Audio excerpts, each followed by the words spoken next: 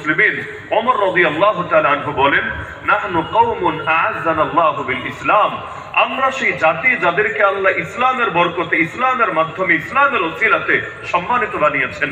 ফাইদা বিতাগাইনাল ইজ্জাতা বিগাইরিহি আযাল্লানাল্লাহ, এখন সেই ইসলাম বাদ দিয়ে ভিন্ন যে জিনিসের মাধ্যমে ইজ্জত তালাশ করি না কেন, দ্বিতীয় কোথাও ইজ্জত পাবো না, উল্টো যিনি ইজ্জত দিয়েছিলেন তিনি লাঞ্ছিত করে ছাড়বেন। আজকে এই মাঠে হাজার হাজার যত মানুষ আছেন, আমরা সবাইকে দেখতে পাচ্ছি স্পষ্ট ভাবে, কিন্তু গতকালও কিন্তু এই মাঠে দাঁড়ালে এভাবে স্পষ্ট দেখা যেত না, আগামীকালও হয়তো যাবে না। আজকে যাচ্ছে কেন?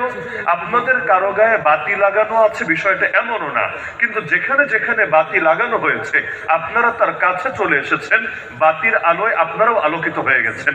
তাহলে আমরা যদি আলোকিত হতে চাই, মাধ্যম একটাই, যেখানে আলো আছে এর ধারে যেতে হবে, আলোকে ধারণ করতে হবে। তাহলে আমরাও ধীরে ধীরে যাব আলোকিত হয়ে।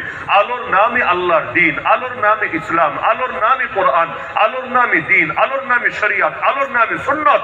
সুতরাং যারা এই আলোকে ধারণ করবে একমাত্র তারাই আলোকিত হবে। আর যারা ইসলাম বাদ দিয়ে জাহেলিয়াত ধারণ করবে, ঈমান বাদ দিয়ে কুফর ধারণ করবে, তাওহীদ বাদ দিয়ে শিরক ধারণ করবে, কোশ্চিনকালেও তারা পারবে না আলো